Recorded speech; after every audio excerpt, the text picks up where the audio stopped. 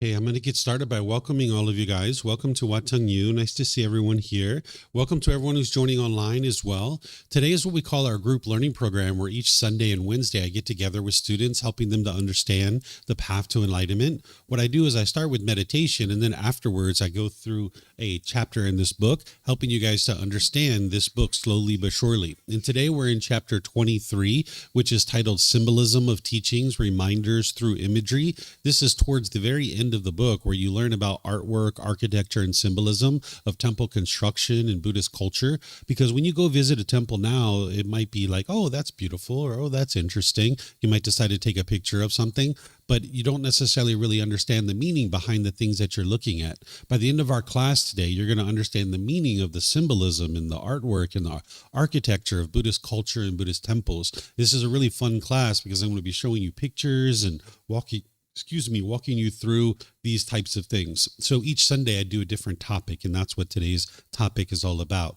So if you'd like to join for meditation, you're more than welcome to. I'm going to be starting with some chanting in order to be able to ease the mind into meditation. It'll help you to get more benefit out of the meditation itself if you choose to chant. And if you would like to chant along, you can. There's chanting sheets over there on the cabinet. If you would like to help yourself to a chanting sheet, you're welcome to chant along.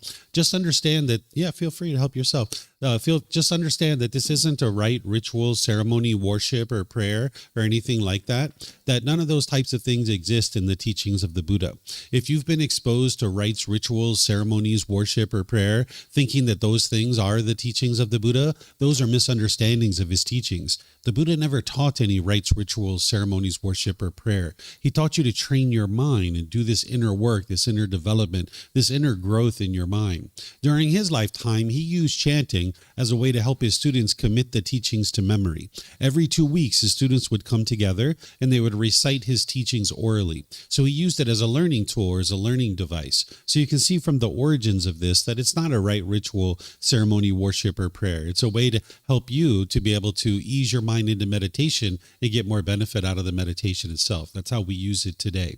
If you read the English translations, you're going to see a lot of appreciation, gratitude, and respect for the Buddha. And because of this, I don't think the Buddha even created these chants himself. They were probably created by his students either during his life or after his death, because the Buddha wouldn't have gone around and said, here, chant these chants to me out of respect for me. This would be ego or arrogance if someone chose to do this. And by the time you get to enlightenment, you don't have that in your mind. You don't think of yourself as being above people or below people. You just think of everybody as being equal. So the Buddha wouldn't have done that. But if you learn from a teacher how to move from anger, sadness, frustration, irritation, annoyance, guilt, shame, fear, stress, anxiety, loneliness, boredom, shyness, resentment, jealousy, all of these feelings, if this teacher taught you how to eliminate those and get to a point where your mind's enlightened, which enlightenment is a mental state where your mind's completely peaceful, calm, serene, and content with joy, and this teacher didn't want anything or expect anything from you, they were just helping you out of the kindness of their heart, you might actually have a lot of appreciation, gratitude, and respect for that person too. So that's why I think these came from his students rather than him himself, because they would have had an enormous amount of respect and appreciation for the help that he provided them. So if you'd like to chant along, you're more than welcome to. It'll help you to get more benefit out of the meditation itself. Once we're in the meditation, after the chanting, I'm going to be providing some guidance where I'll essentially be teaching you or instructing you how to meditate while we're actually meditating together. But then there's going to be a period of time of quietness where we're all meditating. Everybody here at the temple and anybody joining online will just all be meditating at the same time. Now, during this period of time of quietness, I'm sure you're going to hear occasional sounds. You might hear a car go by, a dog barking, a bird chirping, someone here might cough or sneeze. This is all normal. If you're in meditation with a craving for permanent silence, when you hear a sound, you will cause your mind to be annoyed or frustrated. This is why you can eliminate your anger and sadness and frustration and all these other feelings, is because it's your own mind that's causing it. It's not the outside world. What the mind has in the unenlightened state is it craves permanence. It wants things to be permanent, but yet you live in an impermanent world. Things are constantly changing. So there's going to be sounds during the meditation. These sounds are going to arise, they're going to change, and they're going to fade away. So if you're in meditation, understanding that when you hear a sound, you're like, oh, of course, that's normal. That's the way the world works, is that things are impermanent. But if you have a craving for permanence, When you hear a sound, your mind's not getting what it wants and what it expects. So therefore, it's going to experience frustration or annoyment or some other discontent feeling. So during the period of time of quietness, I'm sure you hear occasional sounds. Then we'll come out of that with some more chanting. And that's where I'll start today's class, helping you guys to understand symbolism of the teachings. We'll be looking at some pictures and having some discussion, helping you guys to understand things. So now when you visit the temples, the temple walls will kind of speak to you because you'll understand more of what it is that you're looking at. So in terms of your body position for meditation, there's 4 positions that the Buddha taught: seated, lying, standing, and walking. And you would learn these different positions at different times as part of your journey to enlightenment. It's kind of like having a tool belt, and you employ the different tools that you need at different times in order to be able to help you in your meditation practice. But oftentimes people are learning in the seated position, so I'll provide you some guidance on this to be able to help you a bit. But just understand what I'm sharing with you are just suggestions or recommendations that you can come up with anything you like in order to be able to sit, because there's not just one way to sit. If there was just one way to sit, that would be permanence, and we don't live in that world. We live in an impermanent world where everybody's going to find different things to be comfortable. So you can use what I'm sharing with you as a recommendation or suggestion that you could use, but you could come up with something on your own too.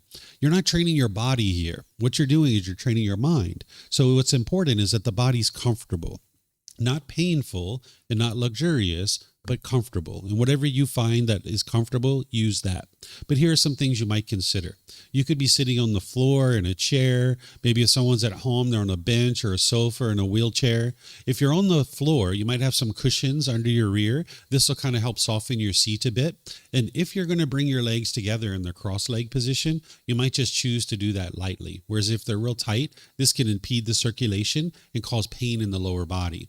Some people like to put their legs off the mat. This gets your hips up in the air and lessens the angle at the hips, the knees, and the ankles, allowing the circulation to flow. The Buddha put his right hand over his left with his thumbs together, and he put this into his lap. If this is comfortable for you, you could use it, but it's not about everybody doing it exactly the same way. There's other options here. You could put your palms on your thighs or your knees. Some people put their palms up. Some people rest their hands comfortably in their lap. So you could put your hands and arms wherever you like. And then the same thing is true for someone who's in a chair. You can sit however you like as well. Some people like to put their feet flat on the floor or lightly cross at the ankles, but you can see me sitting in a chair here with my legs crossed. So this is an option for you as well. And then you can put your hands and arms wherever you like. In terms of your upper body, it's helpful if this is erect with the sternum up and the shoulders back. It'll help keep the mind attentive and alert during the meditation. Meditation is a dedicated, active, purposeful training session where you're eliminating certain unwholesome qualities and you're cultivating certain wholesome qualities. So you'd like the mind to be attentive and alert during this training. Whereas if you were slouched, the mind would have a tendency to be dull or lethargic. But if you were real rigid, the mind could be overactive or uptight. So you'd like the upper body to be in the middle where the sternum's up and the shoulders back, because not only will it keep the mind attentive and alert, but it'll make it easy for you to breathe in through the nose and out through the nose. So again, I'm going to do some chanting here. You guys are welcome to join in, and then I'll come back in with the guidance afterwards.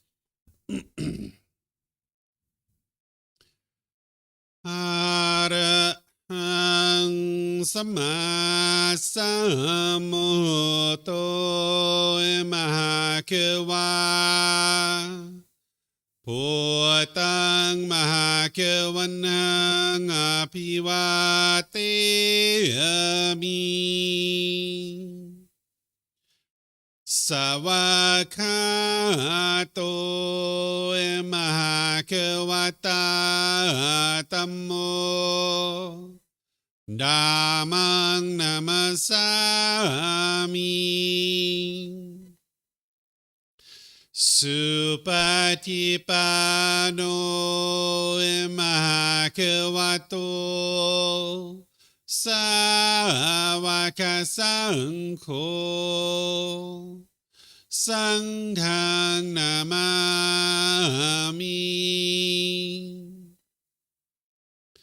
Namo rasa bhagavato arahato sama sambuddhassa Namo rasa bhagavato Arahato Sama Sambuddhassa. Namo Tassa Bhagavato Arahato Sama Sambuddhassa. Iti piso emahakawa arahang sama samoto vicacaranang samuno sakato rokawitu Anutero purisa Dhamma sati satatawa manusanang Poto Bhagavati.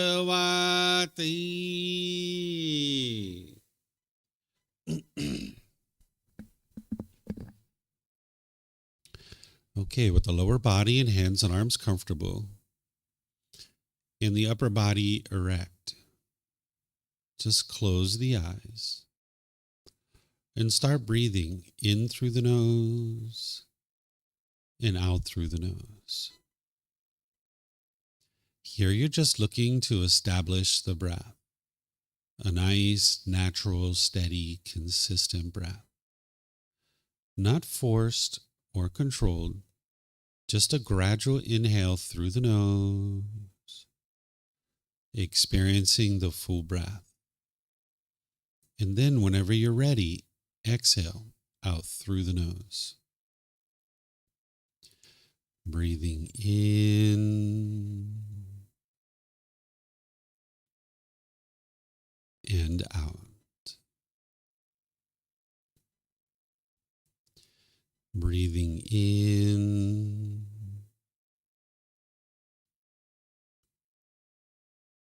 and out.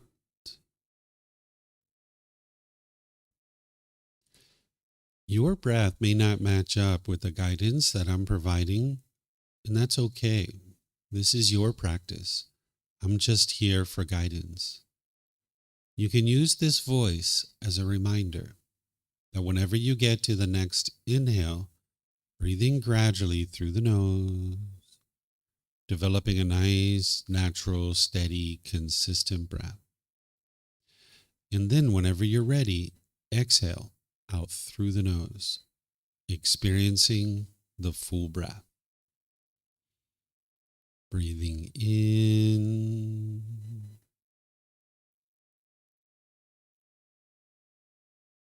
and out.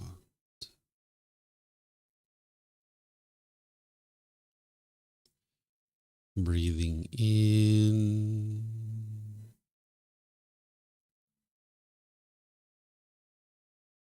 and out.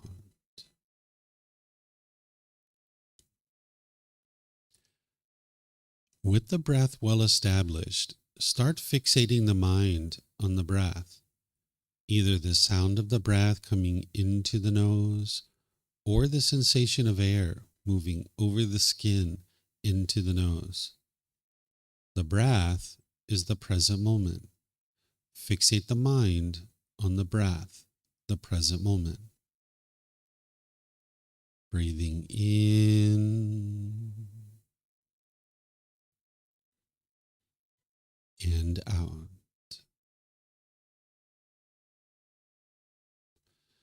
Breathing in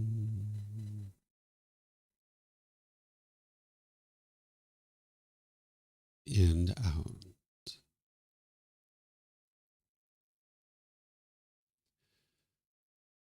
With the mind fixated on the breath, whenever you notice that it moves off the breath, cut that off, let it go, and come back to the breath, the present moment.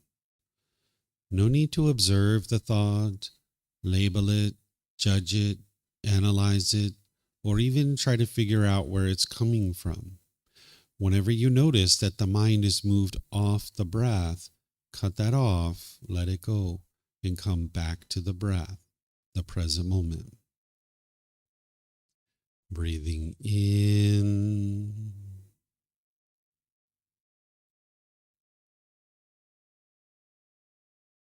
and out.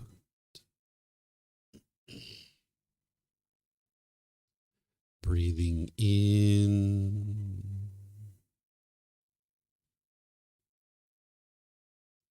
and out.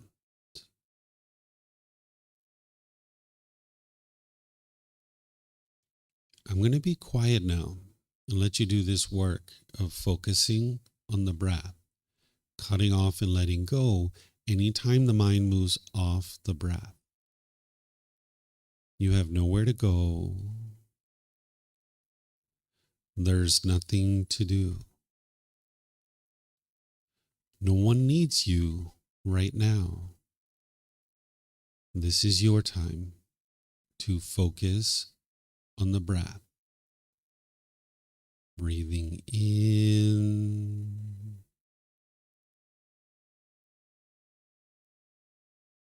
and out.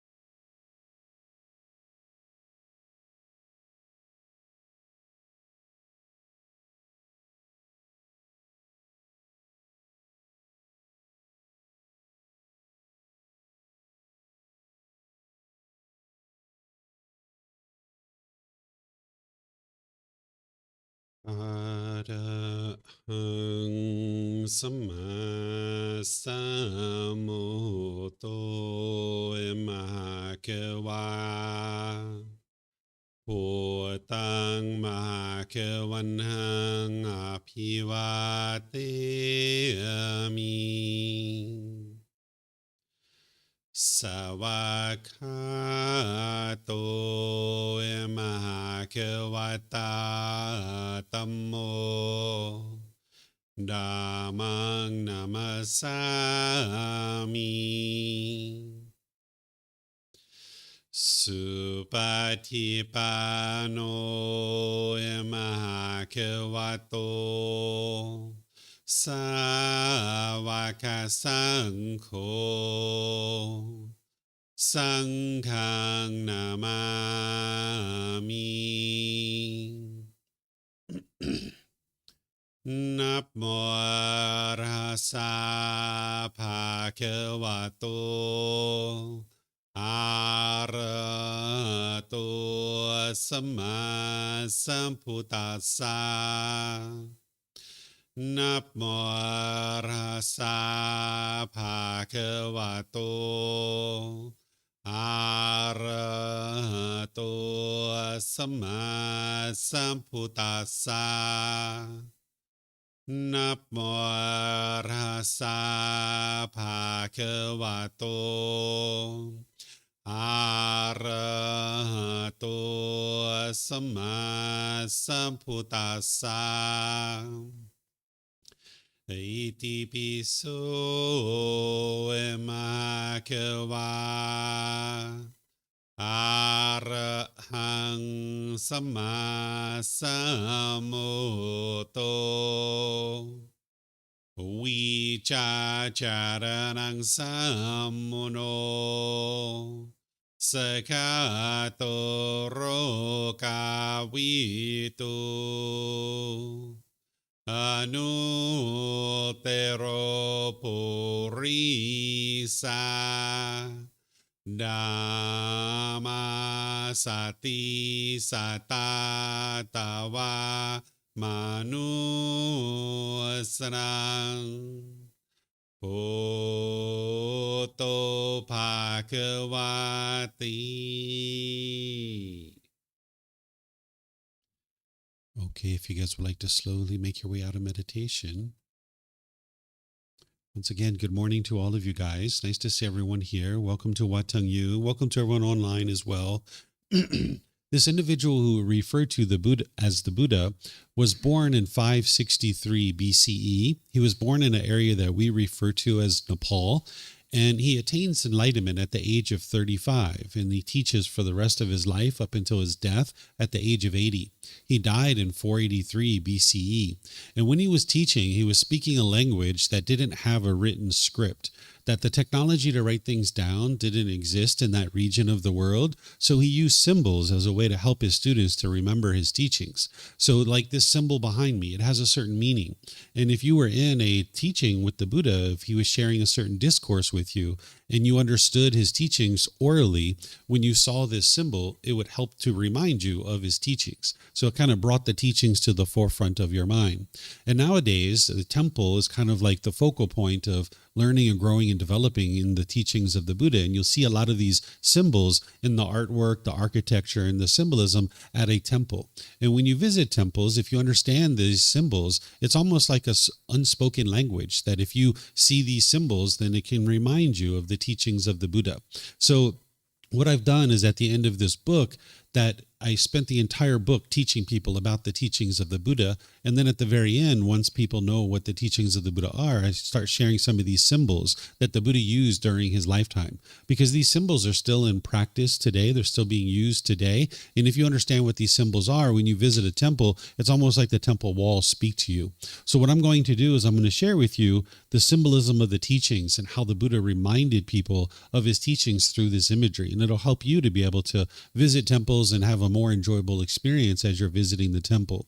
As I go, I'm going to pause at the end of each image that I share with you guys and see what questions you guys have. So if you'd like to ask questions, we have microphones in the middle of the room in the white bowl there, and there's also some up here in the front. If you get a microphone and take it back to your seat, if you press the gray button, the light's going to come on, and you can hold this up to your chin, and we'll be able to hear you here at the temple, and they'll be able to hear you online as well. If you speak here without a microphone, they won't be able to hear you online.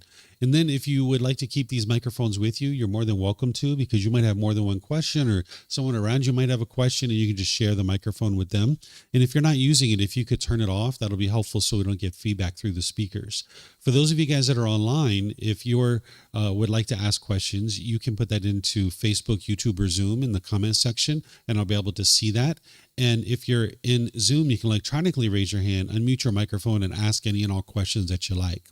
If you're listening to this on our podcast, which is just pure audio, you might decide to get one of these books or look at the video, because I'm going to be using images here, and it's going to help you to be able to understand what it is that I'm teaching. So the way that I think about a temple is I think about the temple as like the womb of a woman. The womb of a woman is the very best place to grow into a human being. Without the womb of a woman, none of us would actually be here right now. So the womb of a woman is a great place to be able to grow into a human being. And the temple is essentially the same thing. It helps you to grow into a better and better human being. It's all of us that create this womb, that the temple wouldn't exist if it wasn't for household practitioners, that at some point somebody donated land for this building to be here. So at some point, somebody was getting benefit in the teachings of the Buddha. They could see that it was improving their life. And they said, you know what, I'd like other people to get access to these teachings. So they donated land. And then some other people came together over a period of time, and they put together resources to start constructing buildings. This all happened for this temple about 500 years ago. And a lot of the temples in Thailand were created during that period of time, 500 to 1,000 years ago. So this womb of the woman is there, and it's created by all of us, that whether it's a projector or carpets or a screen or a microphone, these are all things that people donated at some point in order to be able to help us to be able to have an environment where people can learn and grow and develop into a better and better human being. Because that's what the teachings of the Buddha are. It's not a bunch of beliefs that you're believing a bunch of things and hoping something good happens when you die. It's also not rites, rituals, ceremonies, worship, and prayer. It's not rules and commandments to follow. Instead, it's guidance to be able to help you train your mind, do this inner work, and to be able to heal from what hurts you so that you never need to hurt ever again. By the time you get to enlightenment, you will never experience any painful feelings in the mind ever again. It's physically impossible for that to occur by the time you've trained your mind. So this womb of the woman is very important for that. The womb of the temple is very important for that. And there's symbols and artwork and architecture that is helping you to be able to understand these teachings. So if you've studied some of the teachings and then you see these symbols, it'll help to remind you of this. Another way to think about a temple in a temple environment and all the massive numbers of temples that exist here in Thailand. There's over 30,000 temples here in Thailand. Another way to think about these is like a mental health network. That in some countries, if you're having difficulties with your mental health, you need to go visit a certain person, maybe pay $200, $300, $400 an hour to be able to talk to that person. And that's very costly. And some people can't afford to actually do that. But here in Thailand, over multiple generations, what they've done is they created a mental health network all throughout their country that is just based on donation.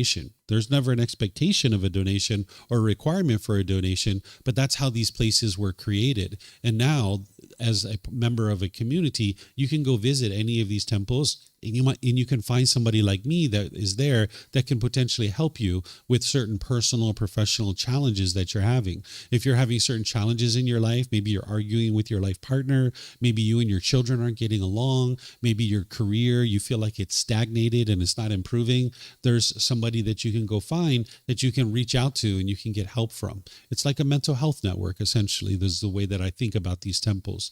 So when you visit these temples, if you understand the symbolism and the artwork and the architecture, it really kind of speaks to you, and it has much more meaning. That it's not just, oh, that's a pretty picture, let me take that picture.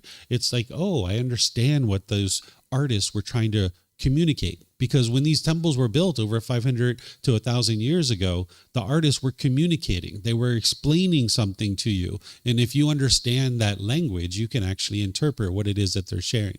So I'm going to share symbols with you guys so that when you visit a temple, no matter where it is, it'll have more meaning for you, whether it's here in Thailand or anywhere else. And as I shared, as we go, I'll stop and see what questions you guys might have. So this first one here, this is oftentimes referred to as the Na or the unalome. This is actually a symbol of enlightenment. And I'm talking about this one here. We'll talk about these others in a moment. This particular symbol is actually symbolizing your journey to enlightenment and what it's going to be like for you to progress towards enlightenment. So when you're first born, you're in this cycle of rebirth where you're being reborn over and over and over and over again. Even this cycle of rebirth that the Buddha taught, it's not based in belief. It's something that you can independently verify when you choose to cultivate that wisdom. In our book series of 13 books, in volume 11, chapter 105, I have 17 different criteria of how to independently verify the cycle of rebirth. So you should never be interested in believing anything, including something like the cycle of rebirth, but eventually you can choose to independently verify that if you like. That's why it's in volume 11, chapter 105, because it's usually not something you do right up front when you first start on the path. But just understand that there is this continuous cycle of rebirth that an individual is being reborn in over and over and over and over again. That's what this is symbolizing. And you can see this path is like really wide and very dark, right? It's very dark and very wide because you don't quite understand life. You don't have the wisdom that you need in order to escape out of this cycle of rebirth. But as you get onto the path, you notice that it moves upward and then it starts to narrow because you start to come in closer and closer and understanding what it takes to be able to get to enlightenment. But as you're making your way forward on this path to enlightenment, it's not just a linear progression like this. Instead, you're going to be making forward progress, but then you're going to have a misstep, right? And then you're going to be making forward progress again because you're going to learn from that situation. You're going to be making forward progress again, and then you're going to have another misstep, right? Then you're going to have forward progress. But notice as you're making this forward progress, it's narrowing in. You're narrowing in on the path of what it takes to get to enlightenment more and more and more because you're cultivating wisdom. This depicts about 6 missteps. You'll probably have 6,000 missteps, maybe 6 million missteps, 60 million missteps, right? It's not going to be just 6. You're going to have plenty of missteps along the way on your path to enlightenment. But each one of those situations is an opportunity for you to learn and cultivate wisdom. And now as you cultivate wisdom, you narrow in on the path more and more until eventually you get to this point where the mind is actually enlightened. Now you fully understand the path. You've accomplished what's called final knowledge. When you get to enlightenment, not only is your mind completely peaceful, calm, serene, and content with joy, but you'll have focus, concentration, clarity, and deep memory because your mind's going to be performing optimally by the time you get to enlightenment. There's certain pollutions that the Buddha discovered in the mind that you apply the tools and the techniques that he taught, and you uproot those pollutions out of your mind. And now your mind's going to be performing optimally with focus, concentration, clarity, and deep memory. You'll notice that your mind is peaceful and joyful. It's a permanent mental state. When you get into this mental state, your mind will never again experience the unenlightened state. You'll notice that your personal, professional relationships are really blossoming because in the unenlightened state, you'll have a certain amount of bitterness, harshness, and hostility that comes out, and you'll think that other people are causing you to produce that, but it's actually your own mind that's producing that bitterness and hostility. But by the time you train your mind and you get rid of these pollutions, you won't have that bitterness and hostility. You won't be putting it out in your relationships, so therefore it won't be coming back to you. You'll completely improve all of that. Your relationships will be blossoming, both personally and professionally. And by the time you get to enlightenment, you won't even be in a bad mood anymore. That it's physically impossible for you to experience a bad mood. So that's what you're experiencing by the time you get to this point where the mind's actually enlightened. But there's a lot of work to do, as you see, to be able to make your way to get to that point. So that's why you need guidance and you need help to be able to be guided on this path. So this is a very common image that you will see oftentimes on various paintings, various artworks.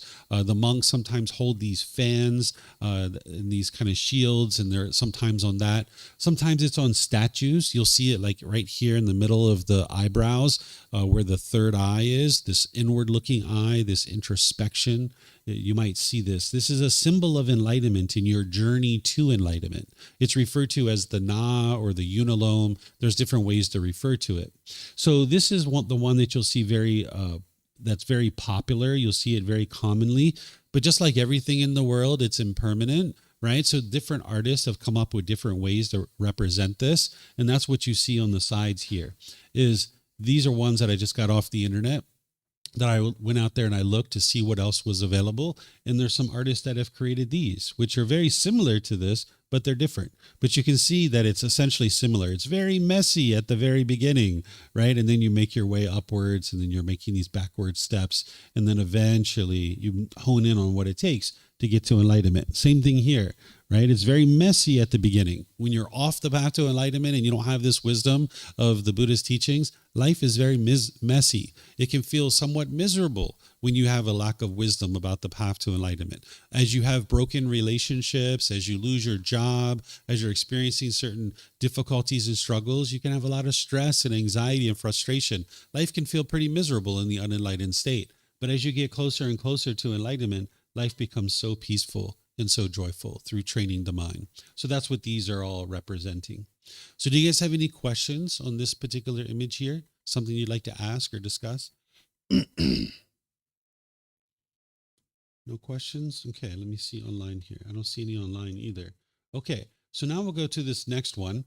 This is referred to as the Dhamma wheel. You might hear this. This is a very common image. You'll see it many different places. The word Dhamma means teachings, and then there's this wheel here. The Buddha would use this symbol to remind people of his teachings. So like if you understood his teachings and certain teachings that he taught, and you saw this symbol, say, on the side of a barn, it would remind you like, oh yeah, those teachings of the Buddha. So I'll explain to you guys what this means.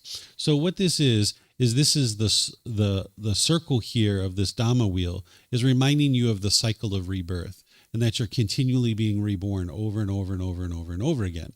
These 8 individual spokes, these are reminding you of the Eightfold Path. That's the core central teaching of the Buddha, which is going to allow you to be able to get your mind to enlightenment and escape out of the cycle of rebirth. So if you've studied the Eightfold Path, then you understand right view, which is the first factor. That's the 12 o'clock position. Then there's right intention. Then there's right speech, which is the 3 o'clock position. There's right action. Then there's right livelihood, which is 6 o'clock. There's right effort. Right mindfulness is 9 o'clock. And then there's right concentration. So those things, for some people, they don't really mean anything to you because you haven't really studied the teachings of the Buddha. But if you studied his teachings and you've committed this teaching to your memory, then those things mean certain things to you, and it'll bring the teachings to the forefront of your mind. Because the way that the Buddha's teachings work is not like you learn it once and you just master it. Oftentimes, students who are learning deeply, they will learn the Eightfold Path 6, 8, 10 different times. And then they're also actively studying it on their own independently to be able to commit this teaching to their memory, because you wouldn't be able to actually practice this teaching if you didn't commit it to your memory. So you don't just learn it once and you've got it, but instead you really commit this particular teaching to your memory, because behind each one of those things of right view, right intention, right speech, and so forth, there's certain teachings behind that. And if you've committed that to your memory and you see this particular wheel, it can remind you of each of those factors, helping to bring it to the forefront of your mind and helping you to remember these teachings so that then you can actually practice them. Because in order to be able to get to enlightenment, you need to be able to learn intellectually. You need to be able to investigate and examine the teachings. You then need to reflect on them to verify if they're true or they're false. And then you need to practice the teachings, integrating them into your day-to-day life. And that's where the real transformation is truly occurring. Getting to enlightenment isn't just an intellectual pursuit. There is an intellectual component to it, but you need to reflect to verify if it's true or false based on your direct experience in life. But then you need to integrate the teachings into your day-to-day life, where you're actually making decisions through this wisdom that you're cultivating. And that's where things really change. So you're going to need to commit certain teachings to your memory. And a symbol like this during the lifetime of the Buddha would help you to be able to draw that up to the forefront of your mind and commit it to your memory. This right here is actually a temple marker that a main building at a temple complex will usually have markers in the 8 directions of the compass. This is how they mark out the land that they're going to build the main building of a temple complex. So this is kind of like an auxiliary, what do they call it? a subsequent building, a building that is not the main building. The main building for the temple is over there. We refer to it as a sala, or the main hall is what we will call it in English, but in Thai, we would call it a sala. This is just a separate building. At one time, this building served as the headquarters for all the monks and all of Chiang Mai. But now they've invited me to be able to teach here, and so I share these teachings here at this particular classroom. So the main building of a temple, the main hall, will typically have these markers in the 8 directions of the compass. And what they do before they build the building is they drop these big, large concrete balls down into the ground in order to mark out the land. So they'll put 8 in all the 8 directions of the compass, and they will put a 9th one in the middle of the floor. So in the middle of the main building, there'll be a big ball down under the ground.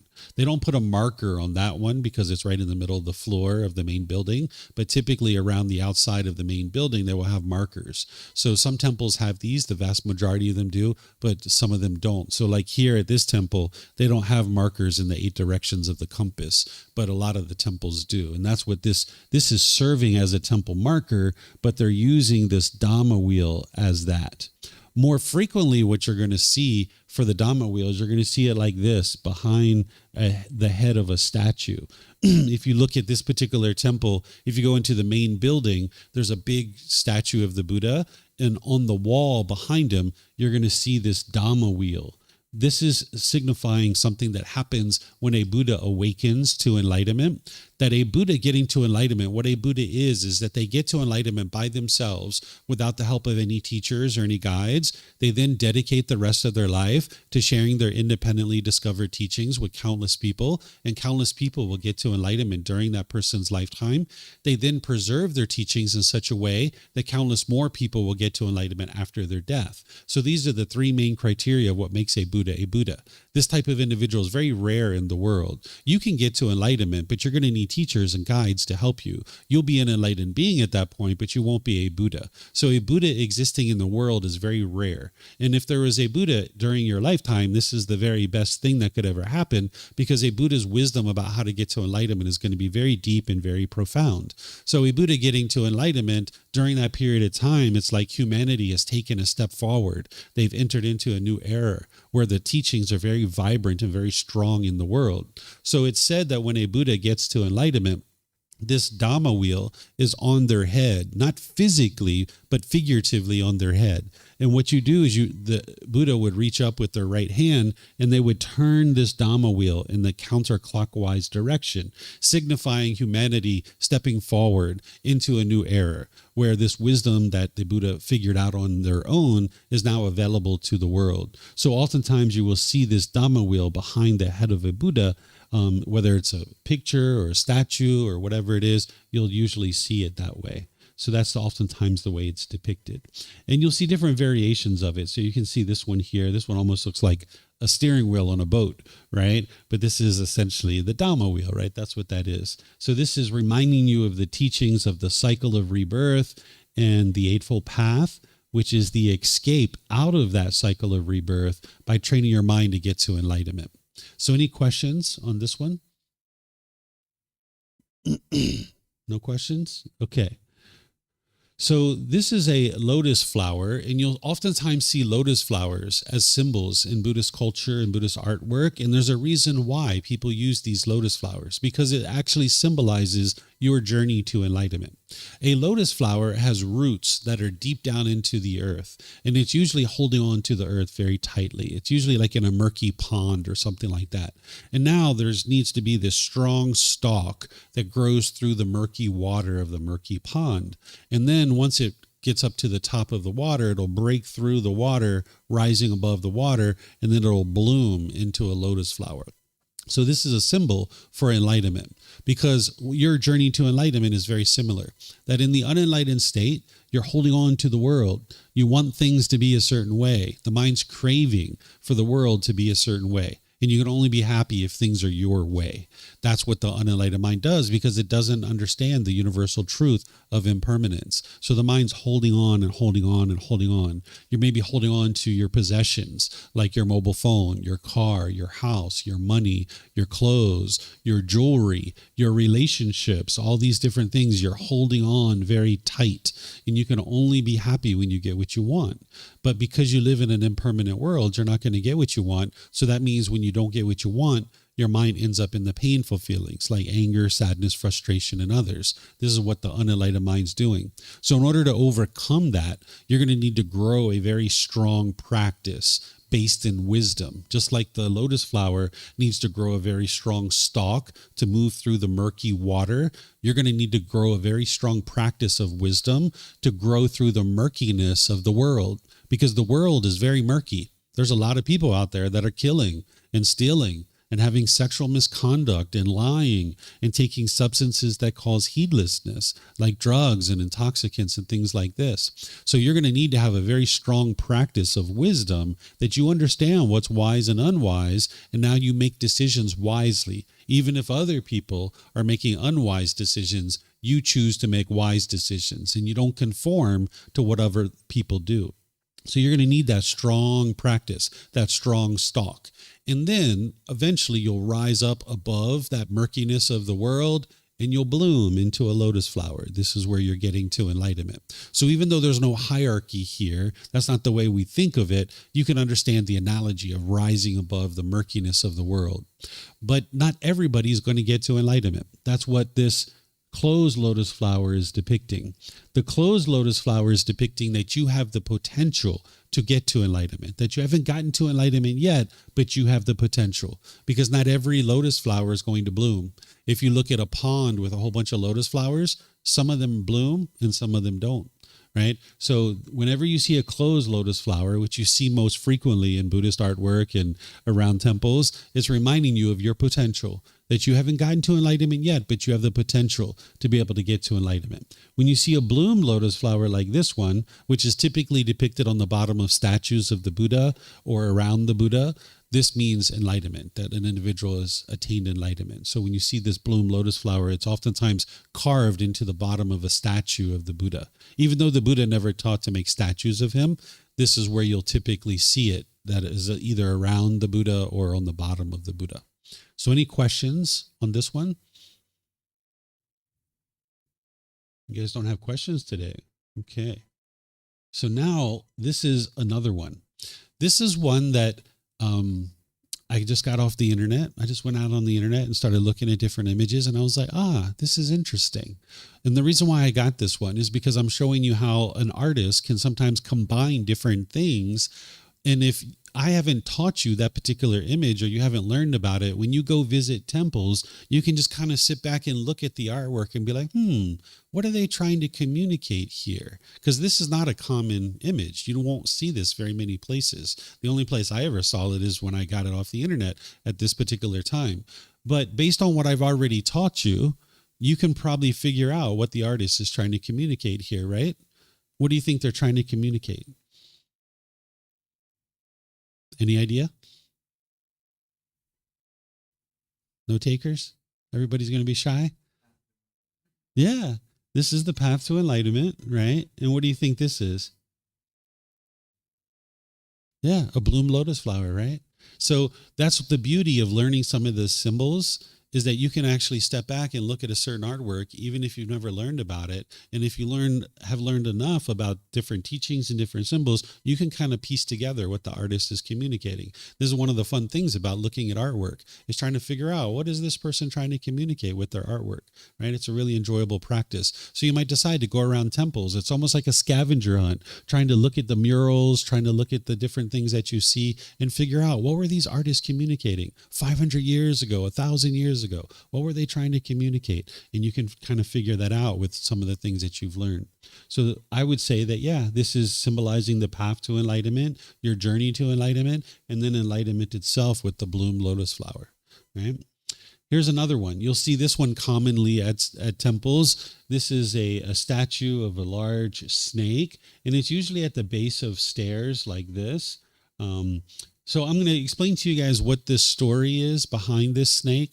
And what I'll share with you is I don't know whether this story is true or false. It sounds a little bit outlandish to me, but nonetheless, this is why we see this particular statue at the end of these stairs. So I'll tell you the story, but then I'm going to help you extrapolate lessons from the story, which will actually help you in your journey to enlightenment. So first, here's the story. The story is that during the lifetime of the Buddha, there was a snake that was very close to being reborn into the human world, and it could transition itself to look like a human being. And it would make itself look like a monk with a robe and a shaved hair and all this kind of stuff. And it would go into the places where the Buddha would teach. And it would sit there and it would listen and try to understand the teachings because it had this desire to be able to get to enlightenment. And now when the Buddha would be teaching, oftentimes he would teach for a very long period of time, very extended period of time, multiple hours. And his students would oftentimes fall asleep because it was very exhausting to try to learn all these different teachings, right? Your mind's working very, very hard, very challenged to be able to sit and listen to a particular teacher teach for a long period of time. So as students would fall asleep, and there'd be hundreds and hundreds of students learning from the Buddha, as they would fall asleep, he would just wait patiently until they all started to wake back up, and then he would just start teaching again. So this snake, looking like a monk, being amongst all the other monks, they all started falling asleep. And as the snake fell asleep, it kind of lost a bit of its consciousness. It wasn't aware of its mind, so it transitioned to look back like a snake. And now as the ordained practitioners, the human beings are waking up, they see this snake is among them, and they start getting fearful and scared. And they go and get the Buddha because a individual who's enlightened, they don't have any fear. There's no fear in your mind whatsoever, even the fear of your own death. You've eliminated that by the time you've gotten to enlightenment. So they were all fearful of this snake, so they went and got the Buddha for help, and the Buddha comes over to where the snake's at, and the snake's just starting to wake up. And the Buddha says, "Oh, hey, what are you doing? Why are you here?" And the snake's like, "Oh, I want to get to enlightenment." And the Buddha's like, "Oh, you're not able to get to enlightenment. As an animal, you're not able to develop your consciousness enough to be able to get to enlightenment. It's only human beings and heavenly beings that would be able to get to enlightenment."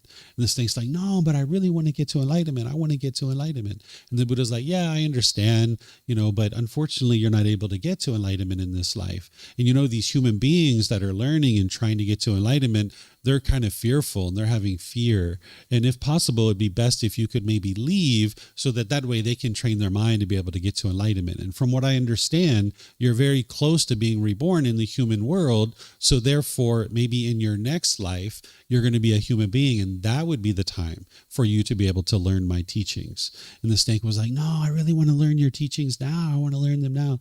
And it was like, "Yeah, I understand. But if you could be so kind as leave, that would be best for the people that are here trying to learn how to get to enlightenment." And the snake's like, all right, I'll leave. If you're not going to let me be here, then I'm going to leave, but I'm going to stand guard. I'm going to go outside and I'm going to stand guard. And if anybody comes in that is interested in learning your teachings and they have ill will towards your teachings, I'm not going to let them pass by. I'm not going to let them come in. And the Buddha's like, all right, well, up to you, essentially, right? So there's some lessons here. There's some moral to this story.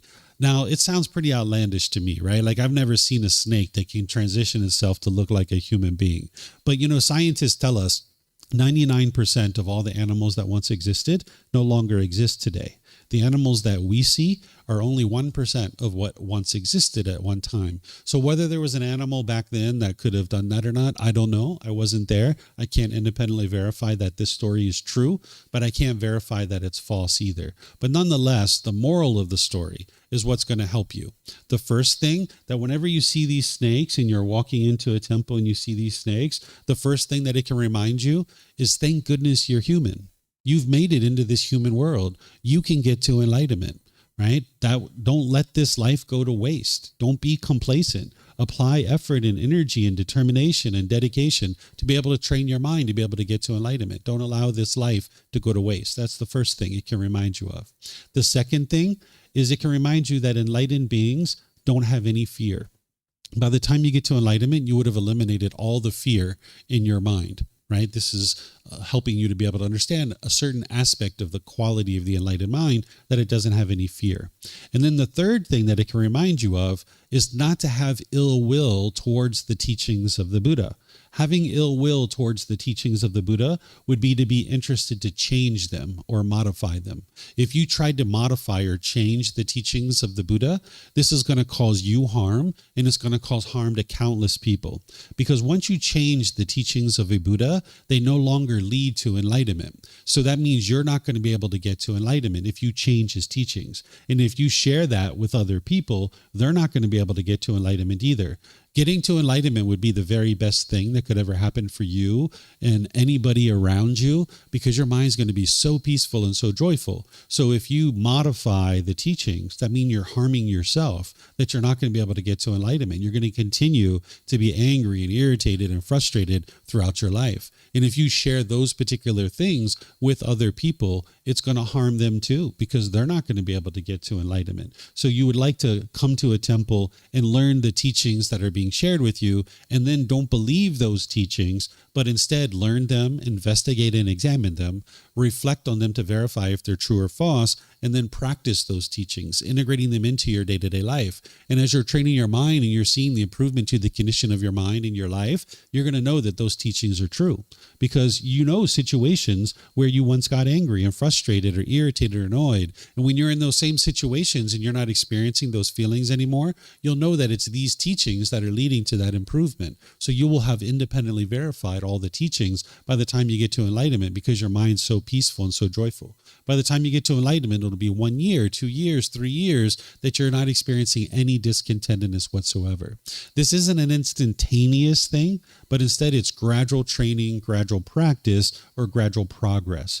You need to meditate in order to be able to get to enlightenment, but you need much more than just meditation. You wouldn't be able to meditate your way to enlightenment. So there's a certain practice of meditation, but there's a whole bunch of other things that you need to learn as well in order to be able to get to enlightenment. So you're not interested in modifying those teachings, because that would be to have ill will towards the Buddhist teachings. So that's what these snakes are here to symbolize, is that thank goodness you're human. Don't allow this life to go to waste. That enlightened beings don't have any fear, and not to have ill will towards the teachings of the Buddha, that learn them as he taught them. And that's what's going to actually lead to your enlightenment.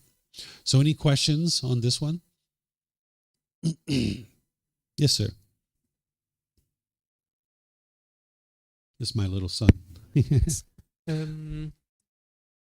So once the snake lost its capacity to look like more like a human, and the monk got scared, one of the teaching would have been that you're supposed to train your mind to not be scared. So instead of ask the snake to leave, they could have. So that's the Yeah, what you would like to do is eliminate the craving that's causing the fear to arise. But each individual person needs to choose when is the appropriate time for them to be able to do that. So imposing on somebody else that, okay, now's the time that you're going to get rid of that craving in order to eliminate the fear of snakes would be unwise. It's better to have an environment where it's conducive to learning, because it's creating that womb. I'll give you another example that doesn't involve a snake. And you heard me talk a little bit about this in your class last week. At one time, this building did not have air conditioning. When we were here, it was so hot sometimes in the summer, 45 degrees outside. It was like an oven in here. I would be sitting here meditating, and I could feel the sweat under my clothes that were just rolling down the body. I was completely content and completely comfortable. I could meditate anywhere, anytime, no matter what's going on. But I was observing that the students were having difficulties, right? So rather than just leave it the way that it was, which is, with no air conditioning, I decided that it would be wise for us to put air conditioning in here. So I decided to install air conditioning, because while you will eventually need to get to the point where you can meditate anywhere, anytime, and you're not affected by the heat or the temperature, while you're in the process of getting there, it's kind of nice to have an environment that you can meditate in and not have to do that. So when you're ready to eliminate that potential craving for a certain temperature, then you can go out and do that. But if I were to impose that on people, that would be unwise, because you need to create an environment that's conducive for your students to learn and understand the teachings. So that's what this story is depicting, is the Buddha was trying to create an environment that was conducive for his students to be able to learn. But of course, they're going to need to overcome that craving at some point, but it would be unwise to impose that on them in that situation. Can we say also that in a situation where snakes are everywhere, in a situation where there are snakes, if I decide to stay and then the snake will simply be a snake, the outcome of my choice will harm me? So in a situation like this, the student could also remove themselves from where the snake is and carry on their teaching somewhere else.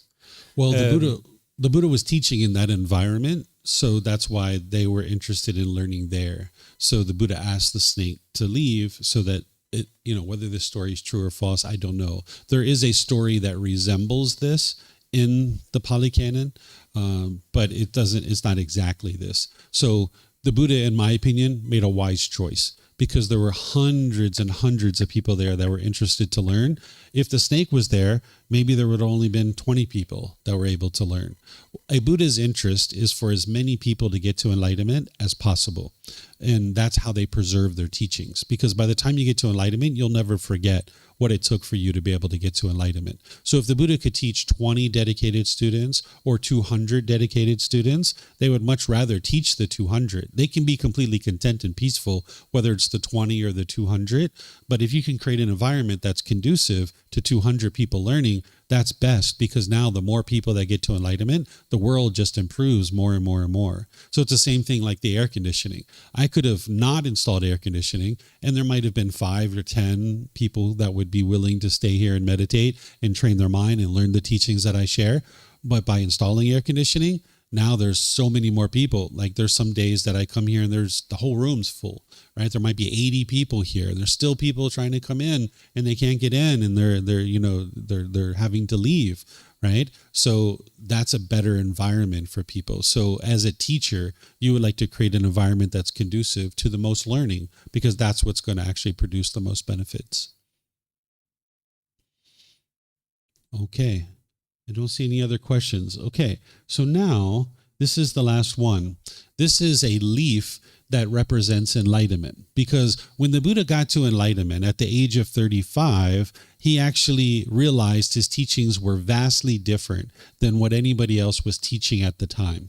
There were other teachers that were claiming that they had figured out how to get to enlightenment. And mostly what they were teaching was to hang yourself upside down from trees, to lay on beds of nails, to pierce your body with metal implements, to starve yourself. The thought was that if you could cause physical pain to the body and your mind could overcome that pain, that you would then get to enlightenment. And prior to being a Buddha, Siddhartha Gautama did that for about 2 years. He studied with these other teachers, and he realized that it didn't lead to enlightenment. So he left from those teachers, and he started training his mind by himself. So over the next 4 years, a total of 6, he figures out how to get to enlightenment. And he realizes that his teachings are vastly different than anybody else at the time, because his teachings were focused on training the mind, where people in other places were teaching to disparage the body and cause physical pain to the body.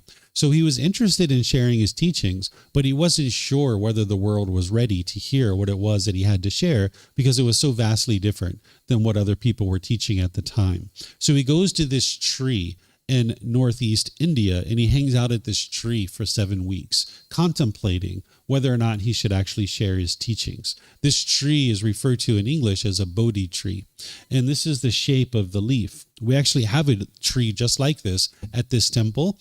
When you go out over the main gate, you might look down on the ground and you'll see these leaves, the real leaves from the actual tree. This leaf is also a symbol of enlightenment. It's a very unique shape of leaf, and then it has this little thing that comes off like this as well.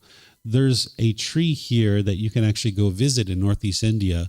It's a descendant of the original tree. It's not the original tree, but it's a descendant. They use sapling after sapling after sapling to be able to get to this. So now people use this symbol as a symbol of enlightenment. So you might see this in artwork or temple construction or things like this as a symbol of enlightenment, because the Buddha hung out at this tree for 7 weeks contemplating whether or not he should actually share his teachings. And then eventually he did share his teachings. Sometimes people think that the Buddha attained enlightenment at this tree, but really the Buddha attained enlightenment over a 6-year period. But we could really say that he attained enlightenment over multiple lives, that he was cultivating wisdom over multiple lives. So it's not like there's an instantaneous moment that you attain enlightenment. It's not like somebody zaps you and you attain enlightenment. It's gradual training, gradual practice, and gradual progress. But the reason why people associate this tree with where the Buddha attained enlightenment is because when he was preparing to die, he was informing his students that he was going to die. This is how enlightened he was, that he knew 3 months prior to his death that he was actually going to die. So he informed his students. He said, hey, I'm going to be dying in 3 months from now. And he kind of gave them a heads up. And this is wise, because if the students needed any kind of last minute advice, they could ask him what the advice was and what the guidance was, so they could get help before he actually died. So he gave them this heads up that he was going to be dying in 3 months. And his students said, well, hey, what are we going to do when you die? Because when you die, there's going to be all these people that are going to be coming to visit you, and you're not here. Right? Because 2,500 years ago, they couldn't put out a Facebook post to let everybody know the Buddha had died, right? They can't put out an email and let everyone know, like, hey, the Buddha's died, no reason to come here. He's not here anymore. Instead, there was all these people all over the countryside that knew he resided in this particular place, and now they would be coming to visit the Buddha, and he's not there. And they asked him, like, what are we going to do when people are coming to visit you? And he said, well, if they would really like to arise dedication and determination on the path to enlightenment, there's 4 places that they could visit. They could visit the place where I was born. They could visit the place where I attained enlightenment. And he referred to this tree as the place where people could consider that he had attained enlightenment. They could visit the place where I had delivered my very first talk, my very first teaching. And they can visit the place where I actually die, the place where I die. So these are the 4 places that people will tend to visit as a pilgrimage. There's other sites that you can visit if you go to Northeast India or Nepal, other than just these. But these are the 4 sites that the Buddha said, hey, these places will arise dedication and determination for you on the path to enlightenment.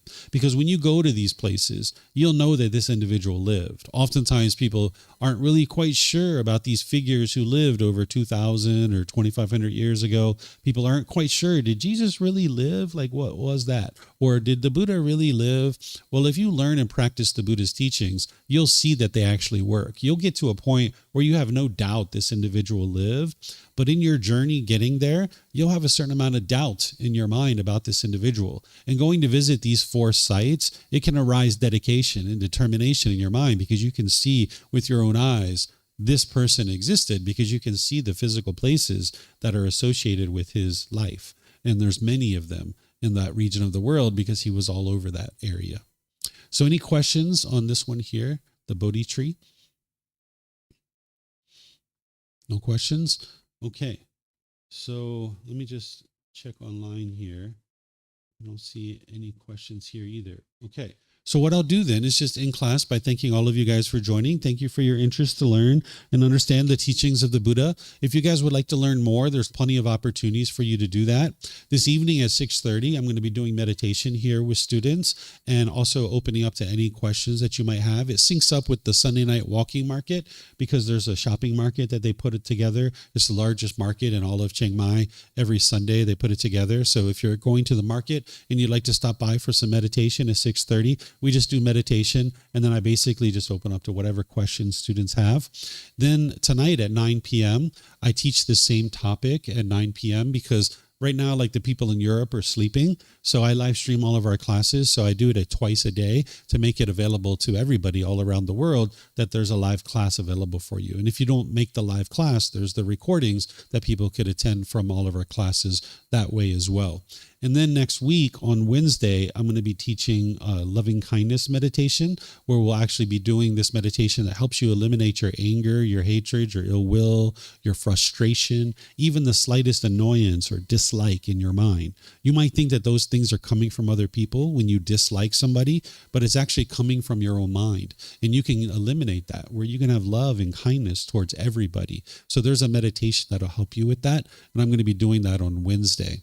And then there's also things next week, like Friday, we have a social event where we play games and we have a party. It's called Temple Fun Night. You guys are welcome to come here for that too. You'll see all the details on our bulletin board over there, and you'll also see it on our website as well. And you can come talk to me and I'll get you plugged in to the teachings that you need to be able to help you on this journey, because all the resources are available for you at no cost. What I suggest people to do is start with this first book, where you can download it from our website for free. You can take it and go print it if you like. You can get printed versions here by reimbursing us for the printing costs, and we'll use those funds to purchase more books, or you can get it on Amazon. This is the best place to start.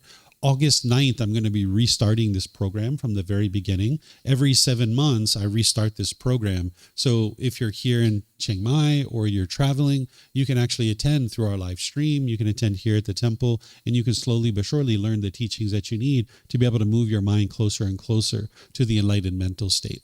So once again, thank you guys for being here, and perhaps I'll see you guys in a future class. Whatever you do today, have a wonderful and lovely rest of your day. Take care. Sawadee krap. Sawadee krap.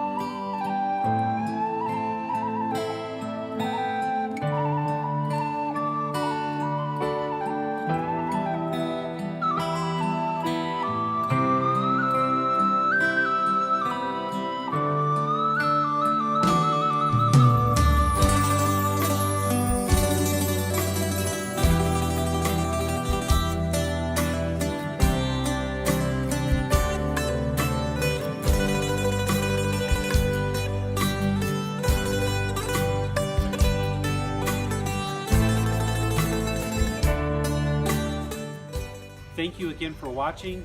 Enjoy your meditation. Look forward to seeing you online and answering any questions that you might have. Thank you so much.